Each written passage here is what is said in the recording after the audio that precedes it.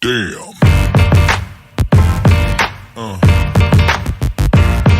Yeah. Yeah. Yeah.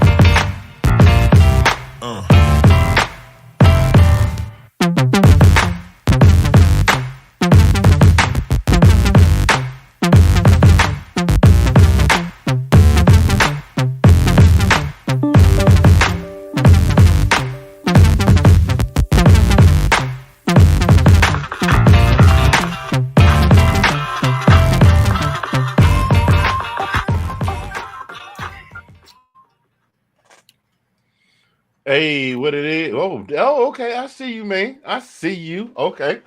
My What's going on, wardrobe ladies? change. I feel you. Look, he pulled a Diana Ross on us, went on a wardrobe change real quick. What's going on, ladies and gentlemen, boys and girls? A happy Monday. Hope you guys enjoyed the weekend and welcome to this week's edition of This Week in UGA Football. It's an old habit. I can't break it. This week I in know. UGA Football. I am one half of the crew coming to you all the way from Oklahoma City, in the heart of the city. It is your boy, Mr. Fingers, coming to you from Saginaw Central, and that guy over there, that guy right there, that handsome fella right there wearing the red hat and the black trunks with the matching black t-shirt. He is the sexy mother Hubbard, the brother from another, the ace of base in the place, in your face. It is my favorite part of the game. I don't have any trash that requires disposal today, so you do not get to see the trash can. No. Yeah. Colin P from the DMV talking SEC on a Monday night with me. How you doing, bad boy? Hey, I'm just doing fantastic. Great weekend of football. Kind of surprising weekend of football to say the very least. But I'm happy, man. That day off and had to be man with us and with me and whatever. And, so yeah, it was good. Had a great weekend. How about yourself, man? Oh man, it was my anniversary this weekend, man. The missus and I celebrated. I started to say 100 years. Lord have mercy. You look pretty good for 100 years. I know, right? That would make me shoot. What in the world is going on over here? My phone decided to just start playing something random out of nowhere. Anyway, wife and I celebrated 11 years this past Friday. Went out, had a nice little dinner. And of course, on Saturday, I was the same place you were, glued in front of the TV for several hours because first I had to watch our game, then I had to watch Bama LSU. After that, I was tired. I got knocked out. That was it. Yep. Same here, man. Same here. So it was a great, great weekend, man. I have no complaint. Well, except for the part where my garage door tried to fall down in the middle of the night, Okay. and we had to get somebody to come out and look at it, and they had to come from Norman, which is about 30, 40 minutes, and got here at Right. midnight, and he wound up not being able to get out of here till 3 o'clock in the morning Wow. because he did not have a helper with him. Mm-hmm. So yeah, I wound up having to help him get some stuff together. So your boy has learned more about garage doors in 3 hours than he's known in his entire life. There we go. Air horn for Mr. Fingers learning a few Tim the Two Man Taylor. Little There you Tim the go. Two Man Taylor things going on there. So look, ain't no sense in dilly dallying around, ladies and gentlemen. We do thank you guys for tuning in. If you're watching right now under the sound of our voice, watching the replay, make sure you hit the like button. Make sure you subscribe. If you're watching YouTube, go ahead and hit the little bell. If you're on the page of This Week in SEC page, go ahead and smash that join group button. Um, and most of all, share it and let everybody know that we're out here. We are sponsored by Squid Rips Cards. We'll be talking about them a little bit later on, but let's just go ahead and get on into it, man. You know what happened Saturday. We know what happened Saturday. The whole world knows what happened Saturday. They were even talking about it on the radio this morning. They led in Yep. an Oklahoma dominated sports market. They led off their 7 o'clock hour talking about this game right here. It was the Yeah. one, yeah. Tennessee versus Georgia. A lot of jaw jacking going on back and forth. You all saw the show last week. We had Randy Jowers. Shout out to our guy Randy Jowers from Absolutely. SEC Super Conference that joined us last week to talk about his volunteers. Um, the highest power offense in almost all of college football versus one of the strongest defenses and we saw what happened. So, Colin, I'm gonna come to you first, man. What you got, man? What was your takeaway from this? Man, it was nobody gave us a chance again. It's kind of reminiscent of last year. It just since Tennessee, hey, no disrespect to Tennessee at all. I mean, they have actually turned it on for the amount of time that the coach has been there and they turned it around. Hooker and Hyatt, those guys have been playing their lights out. But I mean, it was just like nobody gave us a chance. I mean, even on ESPN, I don't think anybody picked Georgia, and they never do. That's not a big surprise. But at the same point, they did exactly what we needed to do. And aside from a couple of miscues, maybe Edwards fumbled early in the game, maybe one or two passes from Stetson, but our defense was absolutely reminiscent of last year's defense. It's not as great as that defense, pretty doggone close. But Stetson was throwing bombs. Stetson can't throw a ball 40 past 20 yards. No, he can't do it. He did it twice, and he's dropping dimes. So I mean, that's what we need to happen to the rest of the year, and SEC championship, and if we're lucky enough to make it to the national championship. So, no doubt. I mean, that's been the biggest thing people said all year. But he can't throw the ball. But who has he? Wait a minute, we're gonna channel our boy. But who has he thrown the ball to? Woo. Yeah. I mean, he did it not once but twice down the same side of the field. There was an in and out route. Ladd McConkey sold that route to death. Stop and go in, back out, right down the side. And he laid out and caught the ball. I mean, he just laid out and perfect catch, pop right up, and it's great to see that from Ladd. Ladd's been having tough go of it a little bit, but good to see him. Yeah, and we'll talk about him a little bit later on. I think that is he in the game ball category today? For this week's performance, maybe not, but definitely head and shoulders above where he's been for the last few weeks. Glad to see that whatever it was that he had going on with him, that he's worked on it, and it showed up in major fashion on Saturday. Because absolutely, and we did what we both thought we needed to do: run the ball. I mean, we ran the ball with great success. We ran a couple times up the middle, but then we were doing the halfback counter a lot, which I thought that was good for us to get around the corner. McIntosh and Edwards getting around the corner. Yeah, that helped out a lot. And man, the holes in the offensive line. I mean, there were several times a day. I mean, the blocks were insane. Like the cuts by the backs to give them that little piece of hole that they could squeeze through. Insane. Well, we've already seen though that Deshaun is just different. I'm gonna call him Dijon. I don't want to go all the way out and call him Dijon because then that kind of pushes him over into Tennessee territory with the mustard thing. Right. Oh man, I put the mustard back up. I was gonna offer Randy a peace token, but I don't have it with me today. So, I mean, he's other level with his cuts, and being a young back, that's something that he can do effectively. Absolutely. And it's insane. He's a step and a half, mid-step, plant foot, boom. There's no hesitation or anything about it. It's just going this way. Whoop, nope, going that way. Yep. And we can't not talk about the first score of the game when Stetson, outrun that guy. I mean, he just basically outran everybody, and he didn't run out of bounds. He dove for the pylon. And doing so, I mean, that should have been targeting all day long. I mean, no matter who you ask. It was helmet to helmet. He led with his helmet. So, I mean, that was an ear hole pops. I mean, that in my mind, I think, that was targeted. But anyway, he scored. So, yeah. I think our guy Stats Quavius had himself quite a good time on Saturday. He was, dude. The only thing he didn't do was the swag surf and the gritty. He did just about everything else. Yeah. I mean, he gave us. You saw the gift that I made with him going, "Are you not entertained?" There was that one. Yeah. Then there was another one with him just walking down the street like the old school Popeyes cartoon. Like, yeah, he was having fun, man. And honestly, I mean, you saw that haircut. It was like, oh, it's on now. I mean, he got his haircut, so yeah, you knew who was coming on the field. So yeah, not the guy of old. Yeah, for those for the uninitiated, at the beginning of the season, Stetson Bennett showed up to training camp with a low haircut. Stet's got that curly hair, kind of looking like Corey from Boy Meets World. I say it kind of looks like Screech to me. I wouldn't put him in the category with Screech, but you get what I'm saying. He had a head full of curly hair. Well, he showed up with a nice tight fade, and he came out of the gate balling. And not ironically, as the season wore on and his hair grew back, his performance kind of was the reverse of Samson, the story of Samson and Delilah in the Bible. But he showed up and he was doing warm-ups and he had that fade. I texted Colin and said, "Oh, snap, the fade is back." Colin just went, "Oh, it's about to be on now." So it's about to get down.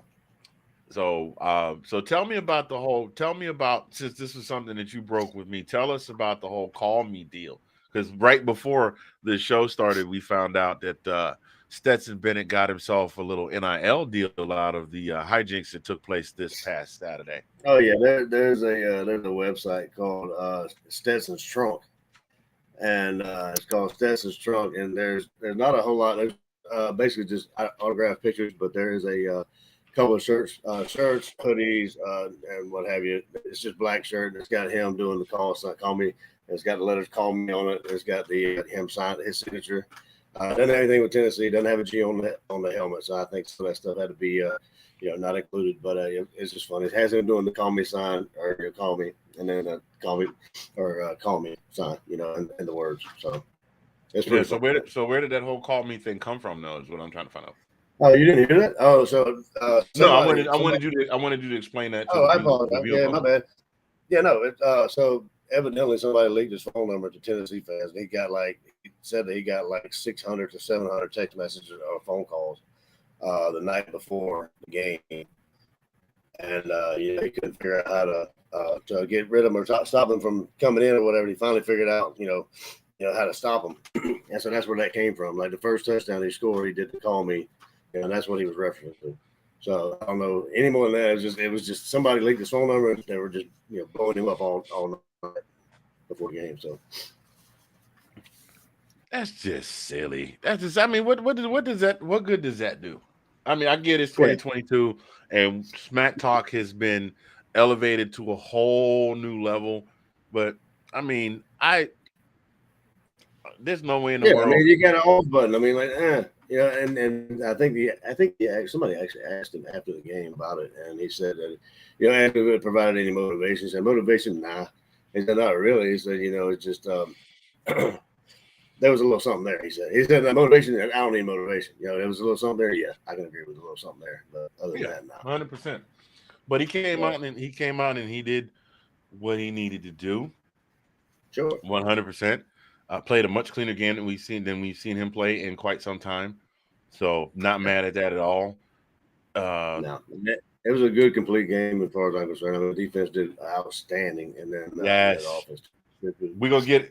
I tell you what. Put a pin in that. We're gonna come back to that right now, ladies and gentlemen. We're gonna take a brief pause for the cause, and we're gonna do this early in the show. We normally do it a little bit later. We are going to clue you in. If you guys are enjoying this show, we are part of a larger family of podcasts called Let's Talk Football. College, pro, fantasy, does not matter. We cover it all. There's more than likely a show on every day of the week that will interest you. So why don't you stand back for a second and take a look at where you can see all of our shows. We will be right back.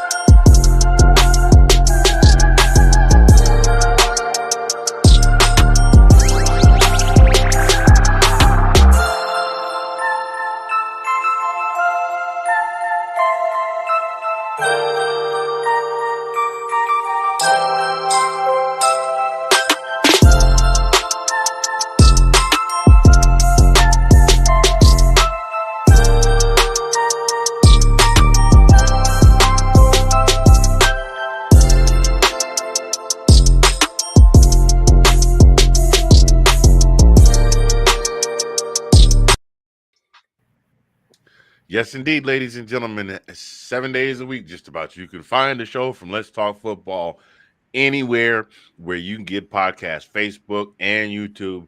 Check out any one of them today. Matter of fact, go on over to YouTube and go over to Facebook and hit the Let's Talk Football fan group. And that is where everything is posted on a regular basis, night after night, night after night. And thank you for tuning in to This Week in UGA Football. I'm Mr. Fingers. That's Colin P. from the DMV on the internet talking UGA football with me. We were discussing the very convincing victory. Now, a lot of people said that it wasn't exceptionally convincing. You know, a lot of people like, oh, you only scored 27 points and it was only a 2-score game. And I mean, what do you have to say to that, man? Well, I mean, regardless if it was in jest or not, I mean, they were throwing balls by 50. And you know, every other game they played, you know, they scored 50 points. You know, they've actually scored a lot of points. But I mean, for us to hold them to 13, you know, it's a testament to, you know, that, I mean, we're a pretty good team. I mean, what do you think about us being? I mean, I love us being 3. I don't have any problem with us being 3-2. You know, I mean, but it just shows that we were the number 1 team. You know, Right. above Tennessee and, you know, Ohio State. I don't know what they did, and I don't know what the committee was thinking, to be honest with you. But I mean, if this didn't solidify it, you know, I don't know what could. Well, to be completely honest, I'm right along with you, man. I don't really care about where we are as long as we're in the running enough to be within striking distance. Right. You But know let's what be I mean? honest. I mean, like Tennessee was in. I mean, had we had lost this game, you know, I don't know if we'd have had a way to get in. You know what I mean? Right. Because we were. I mean, you know, they put Tennessee 1, you know, and then Ohio State 2, and then us 3. If we'd have lost, we'd have been out of top 4. You know, Yeah, but then how far do you fall? I think we probably would have fell to number 4, and I tell you why. Because you're still the reigning national champions. At this point, you've rattled off 18 regular season games without a loss, and your one loss is to the team who's ranked number 1 in the country. So at absolute worst, if not 4, we would have been at 5. Yeah. Just my 2 cents. Now there's a whole lot of speculating going on right now. It's like, well, you know, all Tennessee has to do is win out, and then, you know, if Georgia wins and Georgia beats LSU, then you know, that eliminates LSU. But then it'll be Georgia, and then the winner of Ohio State Michigan will get in, and that'll be Georgia, and the winner of that, Georgia, and the Big Ten winner. And you know, TCU, they might get in, they might not. Like what? Right. What kind of? How are you feeling about the speculation that's just kind of running rampant as of late? Like there's so many fans right now that are trying to, in their brain, figure out a way to MacGyver Tennessee into the playoff scenario. Well, I mean, I get it. I mean, you're a fan. You want to get into the playoff, and you're trying to figure out I mean, there's a whole lot of what about it. I mean, like, it doesn't do you any good to try to figure it out. But I mean, it's not gonna. I mean, what's gonna happen is gonna happen. You know what I mean? And it's just to kind of figure it out. I mean, I don't know. And even if you do think you know what's gonna happen, I mean, this first CFP ranking shows you don't know. You have no idea what they're thinking. You know, they're gonna put them in where they want to put them. So yeah. Matter of fact, wasn't the trivia question? Wasn't Tennessee the first team to be ranked the first team to be ranked number 1 and fall out of the rankings the next week? I don't know. It was the Aflac trivia question. Like what team was what team was ranked number 1 when the rankings first came out and fell out of the number 1 spot the immediate next week? And I think that also covered CFP and BCS. Okay. Yeah, I mean, that's the CFP putting them in that position. I mean, they put them in number 1. You know, I mean, that's the thing with me though. It's like you look at Alabama and you look at look at the 2 wins that Tennessee had. I mean, great. They were great wins. Don't get me wrong. They beat Alabama. You know, great win. You know, 1 point. Was it 1 point or something like that? Whatever. 3 points. It was a walk-off field goal. Yeah.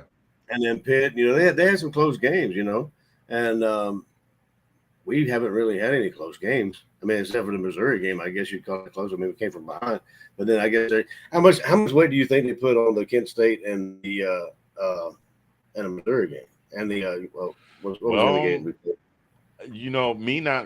me being me and not really caring about being number one. Like I said, I don't care as long as you can stay Yeah, in the top four. As long as at the end of the regular season you are in the top four and you are playing for a conference championship, that is the only thing that matters to me. I don't care yeah, where you. We could be ranked number 12. We could be undefeated and ranked number 12 at yeah. week 7. If we get to the end of the season, week 12 or week 13 or whatever it is, and we are Right, ranked 1 through 4, one of them, and we are going to the conference championship, and we have a record that is good enough, either no losses or one loss, to get right. into the CFP. That's all I care about. I don't care where they ranked us. They were like Georgia. I was like, Georgia's going to be in the top 4 somewhere, and they put us at 3. I was like, okay, cool, we're good. We Right. are And at I'm in the same point you were. this I point. was absolutely in the same point you were. I was not mad. We've had this. You and I have had this conversation several times. Long as, I don't want to be one. You know, in a perfect world, I wouldn't want that drama. I wouldn't want that kind of under the microscope constant coverage Right. and stuff. You know what I'm saying? Which, I mean, we don't get love anyway. I mean, that was proven this weekend. So I mean, everybody picked Tennessee except for Luke Bryan. So evidently he's got he's smarter than the rest of the analysts up there. So Yeah. Well, here's my thing. The resume speaks for itself. Period. You have the returning national champions who so far do not have a blemish on their regular season record this season. And throw whatever you want at it, they come out on the other side unscathed. Mm-hmm. That's it. That's all I can do. I mean, you know what I'm saying? Even if Georgia came through and was beating people by 35, and they beat everybody by 35 points or more a game, and the competition at the top was just so hot that they just couldn't even squeak in, that they came in undefeated at number 5. Right. What can you do? Honestly, what can you do? Yeah, no, that would be a lot more. I mean, a lot more understandable. Is what I mean. But you know what I'm saying? But I said all of that to say that the reality of the situation is, man, to be completely honest, I don't care about it. The only time I care about being number 1, and I'm going to state this again for anybody who thinks that, at least from my standpoint, and some of y'all think I'm crazy, the only time I personally care about being number 1 is when the regular season is over, when the college football playoffs are over, and the college national championship has been played. If we are ranked number 1 at that point and we have that trophy, that's it. Yeah. Oh, I agree with you. I mean, it's unneeded chatter, as far and all that other kind of stuff. What happened with Tennessee doing all the math and all the algebra and arithmetic and all that kind of stuff, trying to figure a way to get in. And then honestly, you have no idea what these guys are thinking. I mean, you could think all day long. I mean, look at how many times it's happened to us. I mean, with Notre Dame going in, over us, which we had more losses. We had, 2-loss teams, but Was that the year that we wound up playing in the Peach Bowl against Texas? I believe so. Yeah, I believe that's right. Yeah, I mean, what are you gonna do? You can't really. What are you gonna? That's do? when Clemson won. I mean, honestly, Clemson was not going to. I mean, I made a point to a buddy of mine. I said, y'all are not going to practice for Notre Dame because whoever plays Notre Dame that year, anybody who played Notre Dame that year was going to win. And you had, Clemson. All they had to do. I mean, they practiced. I mean, they played Notre Dame the first, and then they had to play Alabama. And then I knew they were going to beat Alabama because they had an extra week. I mean, really. I mean, I'm being honest. They didn't have to practice for Notre Dame. I mean, they had a subpar year that year. I mean, side note. Since you brought up Notre Dame takes down Clemson. Right. What? Because my total focus on Saturday was Tennessee at Georgia, Alabama at LSU. There's the only 2 games I said I'm marking off on these 2 games. I was kind of keeping an eye on other stuff going on, especially local Oklahoma stuff, OSU and Oklahoma, who unfortunately, man, I feel so bad for Oklahoma and OSU.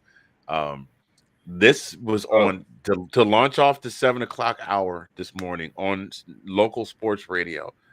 They came back from a break and said, "Thank you guys for tuning in. Special announcement. It is officially basketball season in Oklahoma." Like it's over.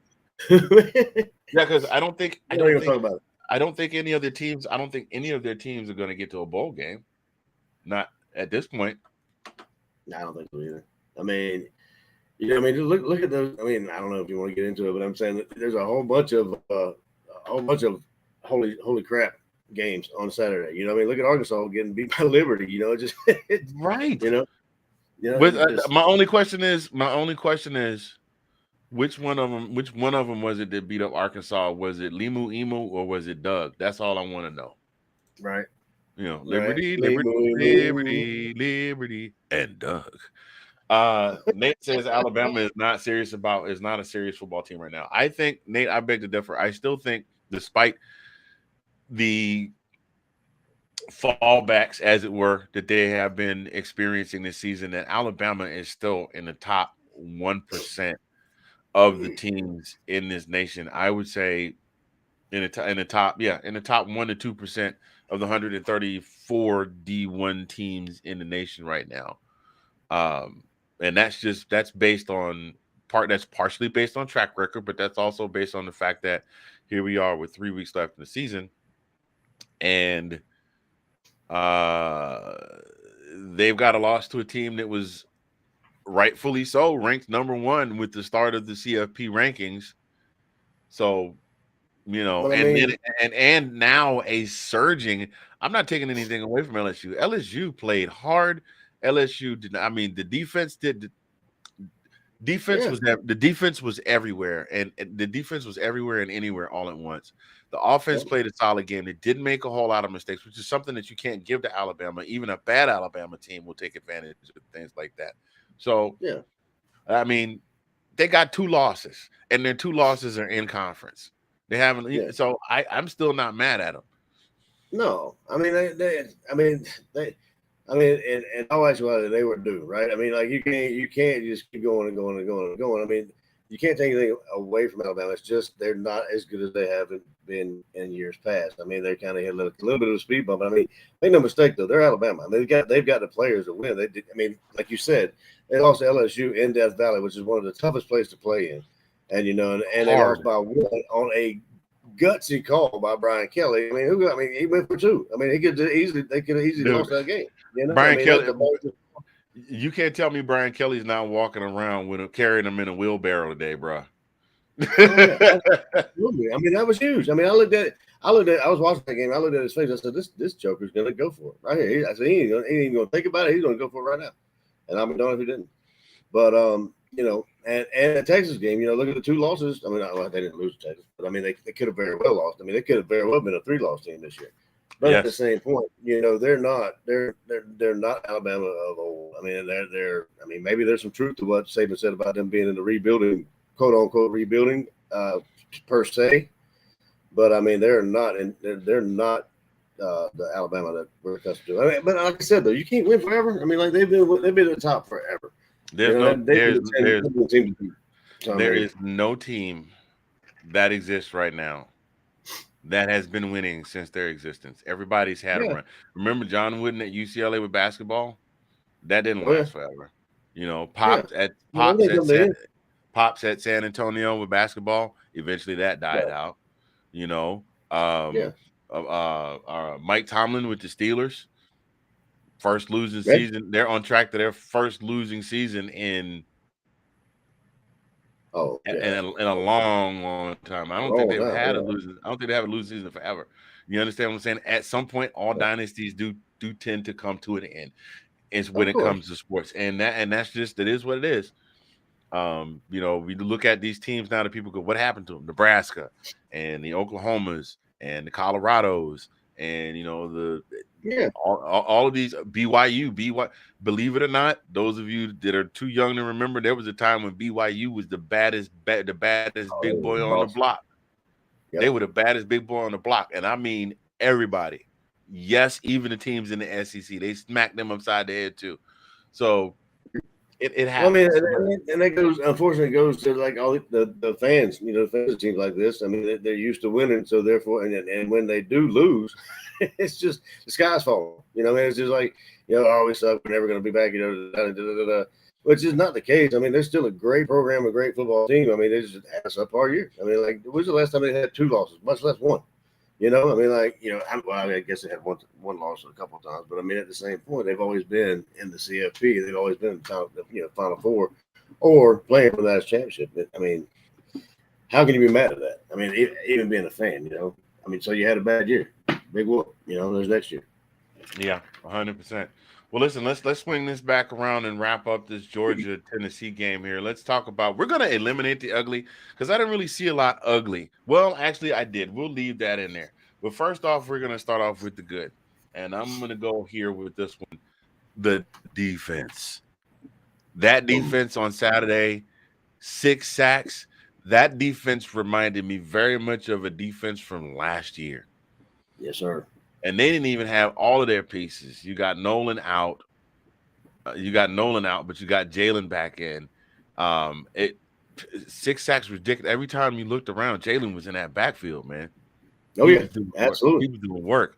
That defense was ridiculous. I mean, the pass breakups you and I talked about before the show, that interception that Keely Ringo caught that looked like it was intended for Hendon Hooker to throw it to him. He just looked up. He just looked up and went, "I'll take that, thank you."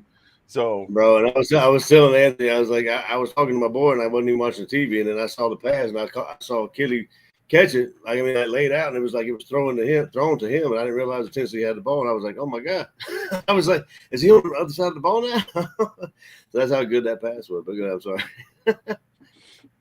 Yeah, 100%, 100%. So, what did you have for the good there, sir? I mean, and to your point, your boy Malachi Starks. I mean, he had 6 solo tackles, 10 total tackles. Had one pass defended, one pass defended.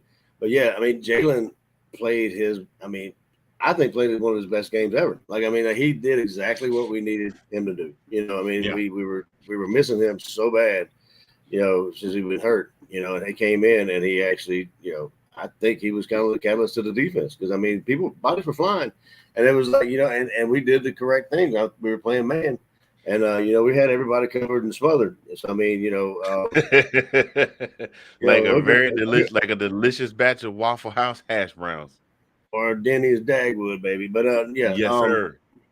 But, yeah, it just showed me any questions that I have for our secondary, I actually put them kind of not to sleep, not to rest, but I mean, kind of settled my concerns about our secondary because I mean they played well, they played very well, very very well. So that leads us to next. That's just going to move this on a little bit. We're going to talk about. Wait a minute, but before we get to that, right there, just to put a cap on what we've been talking about the defense for frame of reference, which has become one of my favorite key phrases here on This Week in UGA Football. I think that one I'm gonna smack with an air horn real quick. Hendon Hooker, absolutely on fire all season. Did not have a single game in which he passed for less than 100 yards until this past Saturday. Yeah, not a single game. Even in his game where he threw 3 interceptions against Pitt and 3 against Florida. And he had a couple of 1 interception games. I'm sorry, those are sacks. Where's the interceptions? I'm sorry. Those are sacks. That's how many times he's been sacked. My bad. Reading is fundamental. Okay, so he's only thrown 2 interceptions all season, and he got 1 against us. The other one he threw against Alabama. But point remains. He did not have a single game all season in which he had less than 200 yards passing. And he was right up underneath it at 195, but let's be real. A lot of those passing yards came late in the game, and they were garbage time. Not to take anything away from his accomplishments, but those were garbage time pass yards at this point. It was like we're trying to play catch up as much as possible, and yeah, because you're down by 3 scores, you got to score. So they finally did get a march downfield and score. Right. And he's never been sacked as many times as he's been sacked. I mean, he's been sacked 18 times all season. Georgia accounted for a third of those in one game. Yeah, absolutely. Every time I look up, I mean, he'd be in a hurry or be on his behind, which is what we said that we needed to do. You know what I'm saying? We needed that line to get through there, and they did. And we had the coverage that we needed. But, yeah. But, and our – what was our guest from Tennessee? Yeah, Randy. Randy. And what he was true to what he said. He said that Hooker had three, the three receivers. Right. He had Tillman, Hyatt, and McCoy, and he did spread them out. Hooker did spread it out. I mean, Tillman had seven receptions for 68 yards, and Hyatt had 6 for 63, and then McCoy had 6 for 38. So I mean, he tried to spread the ball out, but evidently we kind of covered them up enough where they could get the ball far enough when they called it. So I mean, they had no yards after catch. Is what I'm trying to say. Yeah, I mean, just literally either running them out of bounds or hitting them where they stand. So let's move on to the bad. I didn't really see a whole lot bad. I saw a couple of small penalties that probably could have been avoided, but fortunately, in most of those on defense, but fortunately able to kind of recover from those. And the other thing is we still have at least one fumble per game. Now, fortunately, so far, it hasn't cost us a game, but we got to get that fumbling under control. Somebody always fumbles every game, and this was early in the game, and I immediately took to social media and went, "It is too early for this." I know. I saw you post that. I was like, man. But then it was, I thought Stetson had it, then it kind of squirted out again, and then that guy kind of made me a little bit mad when he grabbed Stetson, kind of pulled him off his guy, and I was like, all right now. And the play wasn't over yet.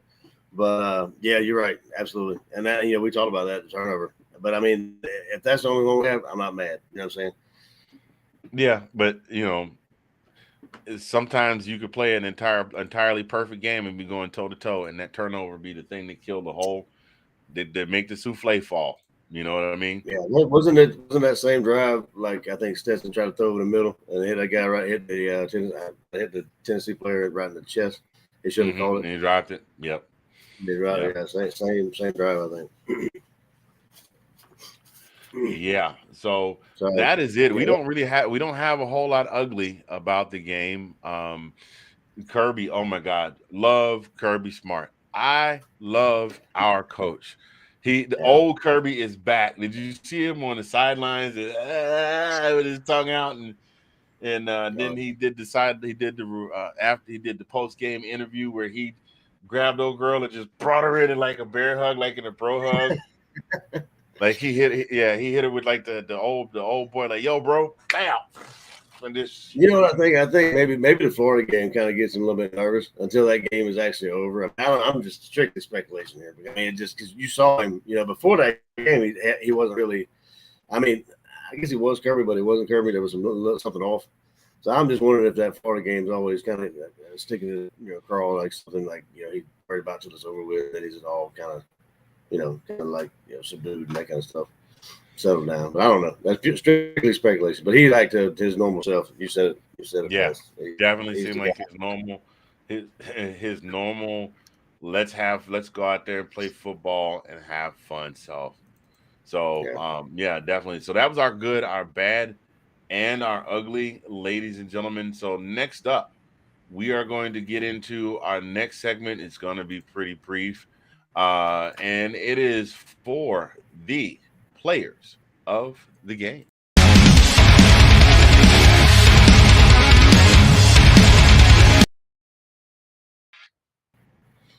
So I'm gonna let you go first. So who you got for this week's player of the game? You can have more than one because these guys were all over the place.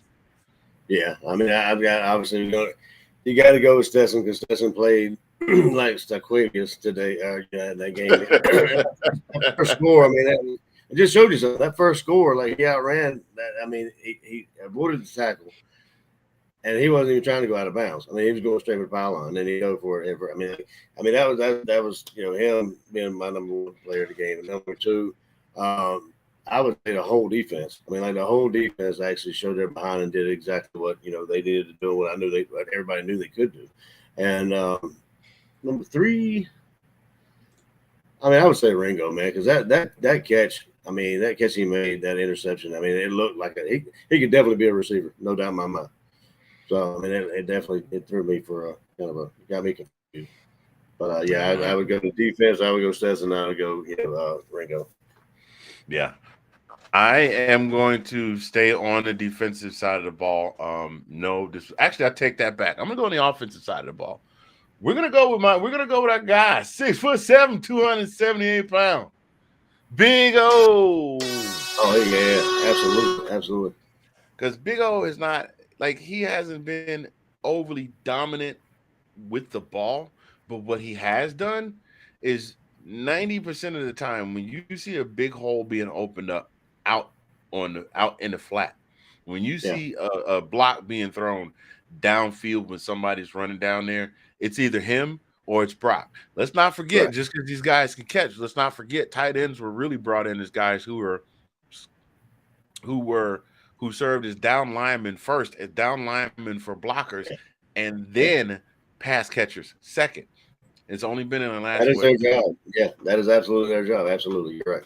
Yep. And he's down there throwing blocks and pancaking people and all of that. So he's definitely my player of the game. Big O, Darnell Washington. I'm glad to see him out there doing his thing. Would love to see. Sir. God, I wish Eric Gilbert would have worked out, but I'm still glad to see that we've got a solid receiving core. And man, how about Arius Smith? How about that catch? Yes, sir. Yes, now sir. That was reminiscent. That was reminiscent of a little bit of Pickens action, wasn't it? I mean, that was a pro catch. He laid out, grabbed it, boom. Very much so. Yeah. Very much so. Very much so. So before we move into our next segment, I want to kind of backtrack a little bit, and oops, that's not where we're trying to go. We're trying to go to the chat. Nate, our guy, shout out to our guy Nathan Snell, host of Big Nate Sports Talk. Bring your sports game with Big Nate Sports Talk. Through this comment out here, so can we talk about some of the fights that occurred over the weekend? I really didn't see any. I don't know if he's talking about in the crowd, or if he's talking about amongst the players. I do think that as the generations, I'm sorry to cut you off. I do know that some of the LSU, some of the Alabama staff couldn't get off the field at LSU. I did hear that because of the fans rushing the field and that kind of stuff. So I mean, I don't know if there's any fights or maybe he's talking about that. Yeah. I haven't heard of any other fights or anything. I just think the fight. I think the fighting thing is getting to be a bit too much. I mean, you got fans. I mean, every week there's a video of some fans fighting, whether it's in the stands, in the parking lot. And now it's at the point where you got players fighting. See last week's incident, week before last incident, for reference, the in-state rivalry against the Wolverines and the Spartans. I think it's running a little bit too rampant. I think it's about time for the NCAA and the schools to start stepping up and having a greater say in that. Like, hey, look, son, I don't care if he did hit you. You are a representative of the school. And, if this is what you're going to do, then this is the consequences you will face. So I don't really know. Go ahead. Sorry. No, I'm just saying I didn't really see any fights this weekend, so I didn't have anything to speak to. I didn't have anything. Yeah, me either. But I was just talking about. Sorry, I was just talking about the rushing the field was getting out of hand. I mean, you know what I mean? Oh yeah, 100%. Sorry, 100%. So, we're gonna move on into our next segment, and this show is going to be a little briefer than normal, which is absolutely fine. It's been a long, busy weekend, so we can give you back, as they say in the corporate world, when you have an hour-long meeting schedule and you get done you get done early. They say, "I'll give you back 15 minutes of your day." It's like, and I'm just gonna give it right back. That would be different if I could go home. Right. Well, I would enjoy that because they take your behind home with 15 minutes early, but you don't say that. Take your butt to your desk. Right. Right, 100%. They're like, I'll give you back 15 minutes of your day, and you're at your desk like this. What? What world are you living in? All right, we're going to give a little shout out to our sponsor, our guy, Sid Swinton, part of the Let's Talk Football family, and his venture with Squid Rips Cars. We'll be right back after this.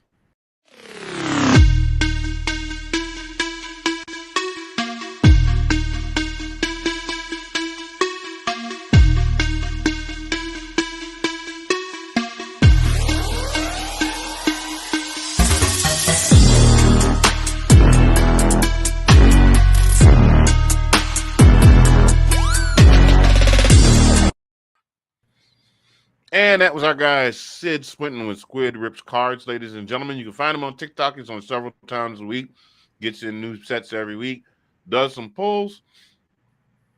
You like football cards? He's the guy you need to see. And that brings us to what does that bring us to? We're gonna give you 15 minutes of your time. Hey, uh-oh. Excuse me while I regroup. There we go. And we are back. That brings us to our next segment, ladies and gentlemen. Before we get into 2-minute warning, I didn't, you know what it is? I didn't put the ticker up, so I had the banner up so I could put it out. But we are playing Mississippi State. That's our next opponent coming up. What do you got, Colin? How do you think this is gonna shake out? We know that Mississippi State, we basically know that they are going to throw the ball about 100 times on Saturday. I mean, we're pretty how do you see that panning out with Will Rogers out there taking on essentially, which is one of the team that's has one of the best secondaries in college football? Yeah, I mean, it's like we're picked again. I mean, like I don't necessarily agree with the line on this. We're getting 16.5 with an 84 chance of winning, but at the same point, you know, I hope this is a dangerous thing in my mind that, you know, you come off a game like this where you actually had a pretty good, solid game on both sides of the ball with limited or very few errors. Then we're going to come back and you know, kind of be like statistical and kind of be like complacent. Like, so I just worry that it's going to come at these type of teams like Miss. And now, let's get it straight. You know, Miss State is not that bad of a team. I mean, they could most certainly come back and beat us. You know, like you said, Will Rogers. You know, he's a great quarterback, and you know, he can burn you if our secondary is not ready for him. But I just I hope we keep the same energy and the same fire that we had this against Tennessee against this one. You know? Well, here's another pattern that I noticed. If you keep Will Rogers to under 200 yards passing so far this season, he will lose. Under 200 or under, we will lose. Okay. Yeah, no, that's I got that. I don't have it up. I did look that up before the game just to see, you know, if you can keep him in that range. Because once he starts to get up in the 300, 400 range, I mean, you slinging the ball around that much, you're bound to get some catches. You're bound to wear out the secondary, and you'll be able to make some hits downfield. So the big thing is that we're gonna need the junkyard dogs to get in that backfield again and get in his face. And another thing, I did catch some of Kirby's press conference, and they did ask him about Mississippi State, and he did equate them to like the Tennessee. He said that you know, their defense and their schemes are kind of, they mirror Tennessee a little bit, but they change things. He said so. Then you got to be, you got to be on the ball and figuring out where their changes are, like what kind of differences do they have. But they essentially run the same kind of schemes. I mean, not the same, but similar. You know, but I mean they change things constantly. But you got to be ready for those different audible type situations. Yeah. I'm with you there 100%. I think as long as the guys can, if they can do to, and Tennessee has a good offensive line. If they can do that to Tennessee, I'm sure that they're going to give Will Rogers everything that he's looking for and then some. So yeah. I'm not to bring it back to Tennessee, but I mean there was two passes that, you know, Hooker made that he overshot that it probably might have been a different game had they been caught. But I mean, you know, 100. Yeah, I'm not even gonna fake the funk on that because there was a couple of them. And I'm like that, and the receivers had to cover man they were open by a couple steps, wide open. Yep, he just overshot him. So so junkyard dogs, we need you. I'm asking you again one more time to hunker down, in the words of the late great Larry Munson. So yeah, I think I don't know. I think I see we win this one. I think we win this one kind of pulling away. I think I'm going to put this one out here. I think we see Carson beck this coming Saturday. If that tells you. You think we'll be up high enough? We'll be up enough that we'll get get back in there. Is what you're saying? Yeah, I think so. Because normally, if we're up by 3.5 scores, Kirby will put Carson back in and let him get some reps. Yeah. So I mean, I who wouldn't knows? be mad at that. Who knows? The defense may make such quick work of it that Carson Beck will come in and play a whole. I think it was winning the game a couple weeks ago. He played a whole quarter. Was it against Yeah. Vandy? Well, we're now in the point we need to be careful about injuries. You know what I'm saying? It's just like, I mean, that would be smart. In my Right. opinion, to get some Right. of those starters out of where we have that kind of cushion. I mean, we're getting to the point now that we can't afford injuries. So Yeah, because you got 3 games left. You got Mississippi State, you got Kentucky, and we're playing at Heinz Field that week. We're traveling there, and then we got Georgia Tech back at home. So play it smart, play to win the game, but play it smart and not get hurt. So that's where we are there. So I'm saying I'm going to go ahead and make that. I think we see Carson back this weekend. I can agree. I'm almost 100% sure we see Carson back in the Tech game. I'm not even going to lie. Yeah, probably even start the game. Maybe they're no telling. Okay. But I mean, I'm not mad at that at all. I mean, he needs time because I mean he's going to be the boy. He's going to be our guy next year. I mean, I would think so. I mean, unless we got somebody else. But I mean, I would, give him some time against teams. Well, I heard good things about Gunner, and it would be a shame if Coach kept Carson so long and didn't at least give him a shot. So we'll see. We shall see. The spring game will tell all. But that brings us, ladies and gentlemen, to our final segment of the evening, what we like to call the 2-minute warning.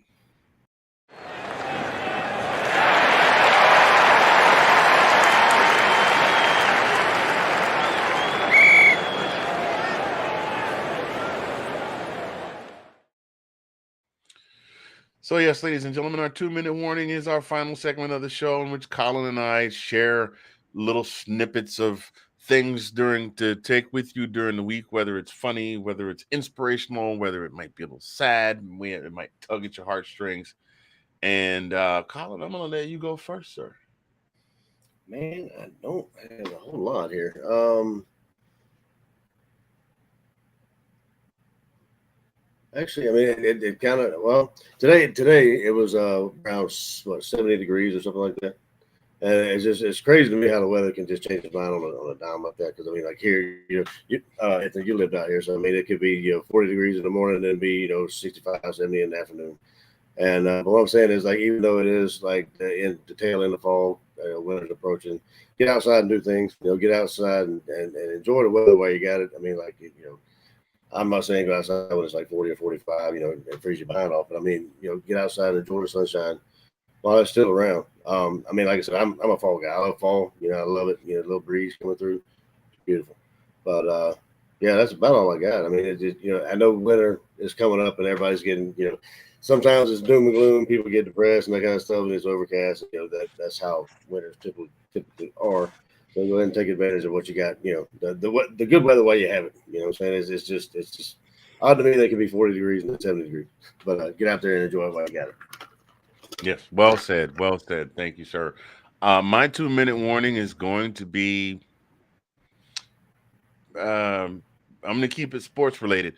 First of all, I would like to thank Randy Jowers, who is a University of Tennessee fan, decided at Not Robbery to join us last week. Come on and talk about the game that at that point was upcoming, that was building up to Georgia versus Tennessee at Sanford Stadium. We know how the game ended. We know how Tennessee looked in the game. We know how Georgia looked in the game. He just took a couple minutes to send a shout out in the group chat and say, want to send a shout out to our dog admins. I forget what the other guy's name is. Dog D. That's his name in the chat. I don't know what his real name is. The Dog D and Anthony for their win, their dogs winning the game. I need more of that. Yeah, that right there. I need more of that. Can we have more of that? It's okay to talk a little smack here and there. It's okay to, it's okay to have a little smack talk. That's all well and good. That's fun. You know what I mean? But at the end of the day, when the game is over, at least learn to be able to look the guy over, that you look over at the guy who you were competing against, reach out, shake their hand and say, good game. Hey, good game. Hey, good game. Hey, your team did what they were supposed to do. I've seen so many people yelling on 2 particular teams in this conference that lost this weekend, that are yelling sour grapes, that are yelling that the refs cheated us, that are yelling that, oh, such and such happened. Like, they can't even just say, hey, look, you were the better team today. I I would say this let me make sure I put something out there. I would say this if this was any team, not just my dogs, just learn to look over to the other person and go, your team was a better team today. You guys were better than us today. Not the refs cheated and the weather was bad and the sun was in the quarterback's eye all night and his eye was swollen because the one dude hit him with the targeting call that the refs didn't call because they hate us. Like, ain't nobody hating on you. The ones that really kill me are the people that are fans of the teams that are like 1-9 or 2-8. And like the refs hate us. And well, apparently your players hate practicing too, but we ain't gonna talk about that. That's a discussion you're not ready for. Learn how to look the guy. That was pretty good. I like that. Learn how to be able to look at the person that you've been hanging out with all night, watching the game, or the person that you have been striving and toiling against on the athletic field of battle. Look them in the eye, shake their hand, and say, "You guys got it. You were the better team today." Because you know what's crazy? I'm sorry. You know what's crazy is like you and I played probably the league sports and that kind of stuff. That's how it used to be. Even in high school, I mean, you would chirp a little bit, but I mean, you'd always go to the middle of the field and shake hands and that kind of stuff. That's stuff really. I mean, sometimes don't even happen in professional sports or college sports. I mean, some do. They go and say, "What's up?" You know, good da da da. I mean, there's so much animosity and so much. You know, it's just crazy. It's worse in professional sports. I mean, we've seen some big dollar players. We won't call any names, but one of them should have retired last year and stayed retired. But we won't talk about that. No, let me be careful. Let me back up because I don't want to make nobody mad. I'm serious. But we've seen players that have just when they lose, they would just get their stuff, walk off the field, won't shake any hands, come to the press conference and act all sullen and the world is over in the whole 9 yards instead of being able to look the guy across and say, "Hey, I really wanted to win this, but y'all got it. Y'all were the better team today. Best of luck." That's what Randy said when he was on the show, which is very refreshing because I mean we were kind of the same way. You know, this is what needs to happen for us to win. You know, I mean whoever wins wins, but at the end of the day, this is what we need to do to win. If we don't get this done, then I don't think we're going to win. But I mean it was cordial both ways, which it needs to be. I mean, there's no reason for it not to be. You know what I'm saying? It's. You know, and I would like to express my appreciation for him to be on the show too. I appreciate it, and I'll try to jump on. I'll try to jump on tomorrow, or not tomorrow night, Wednesday night on the what is it the call there? The power hour, and that's getting ready to go away because Facebook is doing away with audio rooms, so we're gonna figure something else out. But so shout out to our guy Randy Jowers. Randy, we appreciate you, big dog. Hey, best of luck. Best of luck to your Vols in the remainder of the season. I honestly can still see them running the rest of the table. I've taken a look ahead to see how things are going to go. I got to be honest, though. I don't see LSU dropping any games. They got UAB and two other teams I can't even remember, but I don't see them dropping any one of those three. But I do still see Tennessee running the table. So best of luck to you guys, Randy. Thank you. Ladies and gentlemen, having said that, that brings us to the end of our program. We want to thank you for tuning in to this week's edition of This Week in UGA Football. Please make sure to like the video if you're watching it right now. Subscribe to the channel if you're watching it right now. Share the video if you haven't done so already. Hey, you want to see a cool show about the University of Georgia? Here go these two guys right here. And this though, they talk and get along so well. You swear they know each other for a long time. We kind of sort of do. Just disclaimer, we kind of sort of do. But thank you all for watching. We appreciate you. So, Colin, what you got on the burner this week? You think we're going to make another appearance if we can wrangle up somebody from Mississippi State to come on? I don't know, man. I mean, I hope so. I mean, I'd love to have another guest on here from Mississippi State before the game. I don't know of anyone offhand, but I do have to work this weekend. So, I mean, what time's the game? Is it a night game? 6 o'clock, 6:30. And that's here, so it's a primetime game where you are. It's like a 7-something kick. Oh, okay. Well, I'm happy that we finally got one at night, but I'm not very happy. Doesn't it just figure all the games we've had this season, Georgia, Florida, Georgia, Tennessee, the primetime game we get is playing Mississippi State. I guess when they made the schedule, they figured that Mississippi State would have at least 6 or 7 wins. Well, actually, they do. They're 6-2, I think. Yeah. So let me not misspeak. I guess they would have thought they were going to be more of a juggernaut than they actually would be. But A couple of teams yeah. like that. A couple of teams, things that they would talk before they open. I mean, they open their mouth before they thought about it. But yeah, that's about it. I got to work Saturday, but I mean, I'll be definitely watching the game. But got nothing really planned, man. What about yourself? Yeah. I don't have any plans either. I mean, we kind of shot the wad last week with the anniversary, and that was really nice. Yeah, And and by the way, if I hadn't told you, I think I told you happy anniversary, but happy yeah, belated. thank you, sir. Tell Thank you, mom, sir. tell mom the same, please.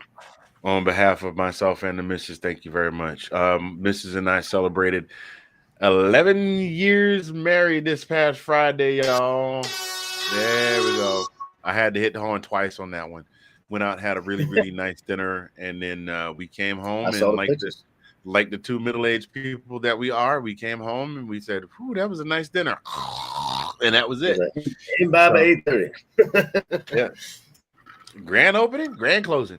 So we appreciate you, ladies and gentlemen, for joining us today for this week in UGA football. On behalf of myself, my co-host Colin P from the DMV, we will be back next Monday. We'll keep you posted if we want to popping up again at some point this week. Until then, be good to yourselves, be good to each other, and we are OUWT out. Go Dogs. Go Dogs.